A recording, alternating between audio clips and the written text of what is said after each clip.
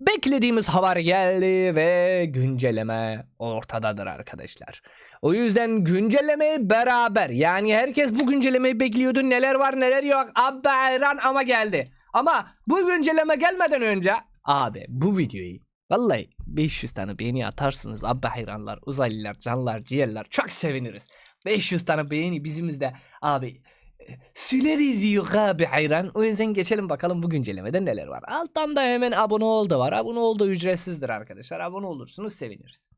Bakalım bu güncellemede neler var arkadaşlar. İlk başında yeni formasyon gelmiştir arkadaşlar. Ve yeni formasyon da gerçekten önemlidir. Yani onu da size söyleyeyim. Gerçekten önemlidir. Bakalım yeni formasyonda neler vardır. Yeni formasyonda arkadaşlar birçok kısmımız vardır tabii ki. Buradan gördüğünüz gibi. Mesela örnek veriyorum. Burada bir kısım vardır arkadaşlar. Diyor ki bu vardır arkadaşım. Burada mesela ne diyor arkadaşlar? Çok basittir.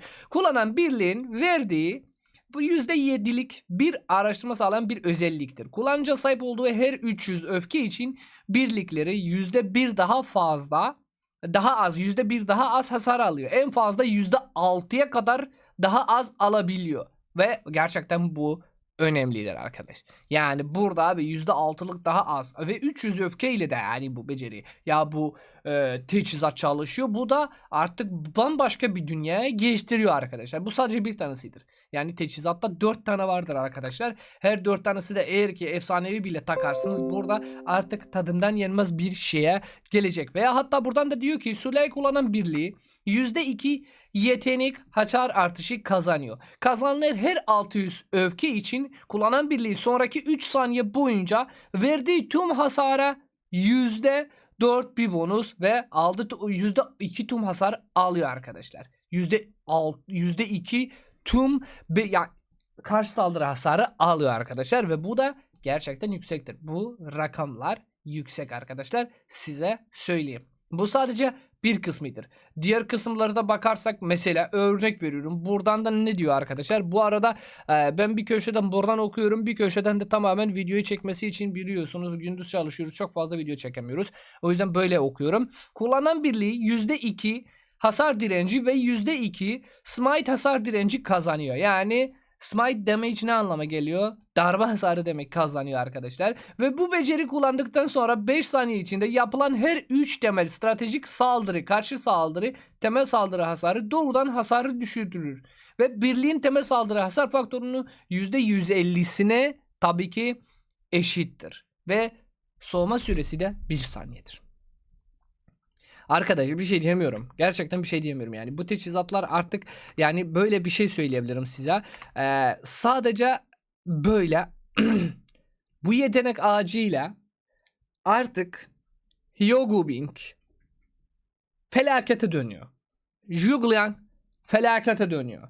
Scipio çok sağlam oluyor. Eskisi gibi olmuyor yani arkadaşlar. Size söyleyeyim. Eskisi gibi kırılgan olmuyor. Dün akşam da neydi? Geçen savaştaydık abi. Birisi dedi ki Karo gerek yok artık yani Scipio Ragnar'ı çıkartmana gerek yok falan. İyi bir raporda alıyordum aslında ama yine de adam haklı mıydı? Haklıydı dibine kadar. Teşekkür ederiz. Silah kullanan birliğin %12,5 oranında güç artışı kazanıyor. Verilen beceri hasarı %12 abi.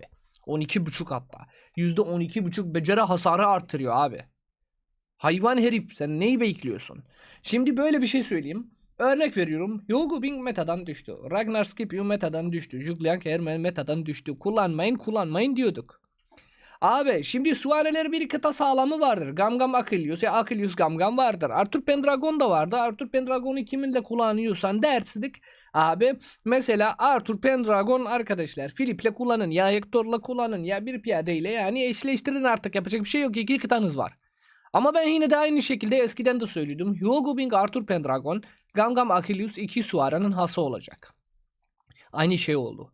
Hyogubing'in yüksek beceri hasara sahip olduğundan ve buradan da %12,5 ve Hyogubing'in yetenek ağacından aldığı şey bir hayvana dönecek. İnşallah bu komutanlar artık nerf yemez yani onu da söyleyebilirim size rahatlıkla. Bu yani teçhizatlar gerçekten oyunu bambaşka bir dünyaya götürüyor. Ondan harici arkadaşlar buradan direkt böyle yapalım. Tabii ki buradan arkadaşlar diyor ki dönüşüm taşlarının etkinliği getiriyorduk. Zaten önceki videoda da söyledim. Dönüşüm taş etkinliği geliyor.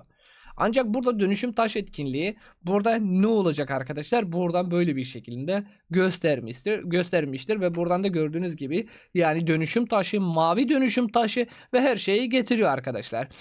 Ama şimdi buradan nasıl olacak? Diyor ki 3 gün giriş yap. 7 gün giriş yap. Buradan da diyor ki 10 efsanevi silahı elde et. Abi 10 tane efsanevi legendary silahı teçhizattan nasıl elde edebiliriz abim? Hele birisi bunu bana açıklasın. 20 tane. Ya bu böyle bir şey de olabilir aslında bakın. Bugüne kadar hesabınızda kaç tane efsanevi yetenek ağacı efsanevi yetenek ağacı ne ya? Efsanevi teçhizat vardır bugüne kadar. Belki onlardan söylüyor. 10 tane varsa bir taneyi alabiliyorsunuz arkadaşlar burada. Yani toplam bir dönüşüm taşı, 2 dönüşüm taşı. Buradan da yani galiba bir tane 3 tane. 3 tane dönüşüm taşı vardır. Bir tane efsanevi yazıtı kalma 2'ye dönüştürmemiz abi hayran. Ne oluyor biliyor musunuz? 10 tane. Hadi diyelim 3 tanemiz var abi. 3 tane 30 tane oluyor. Ki yok bizde bir tane vardır o da Allah'tan büyüktür. Yani burada bunlara yapacak mıyız bilemiyoruz. Ama buradan da böyle bir şekilde 3 tane dönüşüm taşı bize veriyor. Al köpek diyecek oyun geç yani. Etkinlikler gelecek pay to win'lere. Bize böyle. Bize her yer Ankara. Buna bir sözüm var mı abi? Kötü olmuş. Burada en azından 10 tane free to play'lere çıkartabilirdin abi hayran. Yoksa ne zaman bunları yapacağız? Şimdi burada arkadaşlar aslında buradaki etkinlik farklıdır tamam mı? Ben size söyleyeyim. Buradaki etkinlik diyor ki wage formasyonda yani kama dizilişinde dilek hakkı vardır arkadaşlar. Ben size böyle bir şekilde izah edeyim aslında. Dilek hakkımız vardı. Yani ne anlama geliyor? Burada direkt oyuna geliyorduk abi. Kama dizilişimiz var mı abi? Hani burada vardır. Tamam mı? Buradan direkt burada istek listesi vardır. Benim kama diziliş birinde istek listemde 5 tanedir. Tamam mı? Bu istek listeyi zaten bundan sonrası kimse kama diziliş biri kullanamıyor. Diyor ki ben bu istek listeyi tamamen kama diziliş 2'ye çevirttirebilirim. Ve böyle bir şekilde bunları bir tane dönüşüm taşı ile istek listeni kama 1'i kama 2'ye aktarırım arkadaşım. Çok teşekkür ederim. Ama burada 10 tane efsanevi inşallah bunu doğru düzgün vereceksin ki en azından buradan içimiz yanmasın. Bunu da oyna direkt ben söyleyeyim ki sonra Karo kötüdür demesinler arkadaşlar. Ben her zaman haklının yanındayım. Bunu herkes biliyor. Ondan sonra itibaren ekipmanlara tabii ki Nisan itibariyle ekipmanlar abi. Ekipmanlarımız tesisat abi. Bak çok güzeldir abi ekipmanlar Nisan'dan başlıyor tamam mı abim? Burada diyor ki bir ekipmanın şeyini değiştirebiliyorsunuz. Yeteneği değiştirebiliyorsunuz. Piyadeye bastınız örnek veriyorum. Bir ekipmanı piyadeye bastınız ama süvariydi. Bunu çevirebiliyorsunuz. Ama bir ücreti vardır. Diyor ki örnek veriyorum silahlar 25.000 cevher istiyor. Okçu silahı yapmışsın örnek veriyorum piyadeye vermişsin yeteneği. Yanlış. Yanlıştır Allah'ın iş değil. Koldur abi koldur yani. Bazen yanlış yapıyor. Oradan diyor ki bunu tekrardan okçuya çevirmek istiyorsan amenna 25.000 cevher ver silahını al. Kafalı 20.000 diyor. Göğüslüğü de 20.000 diyor. Eldiveni ve ayakkabıyı da 15.000 cevherle diyor ki çevir. Ama aksesuarlar 30.000 cevher. Şimdi abi silahı kimse herhangi bir adam akıllı yanlış yapamaz. Ama aksesuarlara abi herkes yapıyor. Ben dahil yaptım. Bu aksesuarları ben başka bir şeye yapmak istiyorum. Yani başka bir yeteneğe vermek istiyorum. Örnek veriyorum benim okçu ekipmanlarım çok iyidir. Okçu teçhizatım da iyidir. Abi bir zeval yüzüğü piyade yapmışım. Zeval yüzüğü ne alaka diyorsunuz? Okçuya vereceğim abi. Yüzde kama dizilişiyle beceri hasarı ile. Buradan da çok iyi olur. 30.000 cevher vereceksen oluyor. Ancak burada dikkatinizi çeken her etkinlikte bu etkinlikte bir tane ekipman çevirebiliyorsunuz. Yani 3 tane 4 tane bir anda çeviremezsiniz. O yüzden hiç böyle mutlu olmayın bütün ekipmanlarımızın yeteneklerini değiştireceğiz. Ve bakalım başka neler vardır burada fark eden şeyler vardır tabii ki muhakkak. Burada gördüğünüz gibi mesela bu okçudur abi. Okçuyu ben süvariye çevireceğim ya leadership'e ya herhangi birisine böyle bir şekilde 30.000 cevherle takır takır çevirebiliyorsunuz arkadaşlar. Geri kalanı. Burada bu etkinlikte arkadaşlar bir ekipman yaptık. Mesela benim hesabımda abi 5 setim vardır. 3 piyade, 1 okçu, 1 süvari. Ben bir setimi bozmak istiyordum ama uzun bir süredir bekliyorum abi ya. Komutanım var ama bekliyorum. Çünkü materyali yetişemiyorum. Burada diyor ki artık çevirebiliyorsun abim. Yani diyor ki bozabiliyorsun. Materyallerini geri veriyorum, cevher alıyorum senden. Al gülüm ver gülümdür bu oyunda. Rise of Kingdoms'un ikinci adı al gülüm ver gülümdür yani. Burada bunu da hemfikiriz. Eğer ki hala da dinliyorsunuz bu videoyu, birer tane beğeni unuttuysanız bir tane beğeni atarsınız. Güzel olur. Yorumunuzu merak ediyorum aslında bu güncellemenin hakkında. Burada diyor ki abi ne kadar harcadıysan seviye atlatma ile beraber kritik attıysa atmadıysa umurumda değil. Ne kadar harcadıysan hepsini sana geri veriyorum. Mesela örnek veriyorum 5 seviye kadar yükseltmiş adam yetenek ağacı. 5 seviye kadar yükseltmiş. Kritik atmamış. Burada toplam olarak 145 cevher harcamıştır. Yani 300. Buradan da tabii ki 120 yani 420. Buradan da 15 435 tane. Tabii ki materyal vardır. Bunları ben sana geri veriyorum 52.200 cevher alacağım sende. Çok basittir. Burada mesele birisi kritik atmış. 80 verecek arkadaşlar. Çok iyidir. Kritikler bir tık daha pahalıdır abi. Çok basit. Normal kritiksiz 40 120 veriyor. Abi çok ya. Kritikli çok daha pahalıya maliyeti var lan. Vallahi harika. Ya ne kadar... Tamam. Bak çözüldü şimdi. Büyük ihtimal öyle oluyor. Bunu kritiklemişiz. Tamam mı? Bunu birincisinden kritik atmamış. Üçüncüsünden atmış. Bütün materyali harcıyormuş. Bütün materyali geri veriyor ve böylesine de diyor ki bunu kritiklenmek için toplam olarak 80 harcamışsın. Amenna geri veriyorum. Bu cevheri alıyorum. Her efsanevi taşta tabii ki bir kuralı vardır. 120 cevher. Yani bir efsanevi materyal 120 cevher değerindedir. Şimdi diyeceksiniz ki çoktur. Abi çoksa oynama.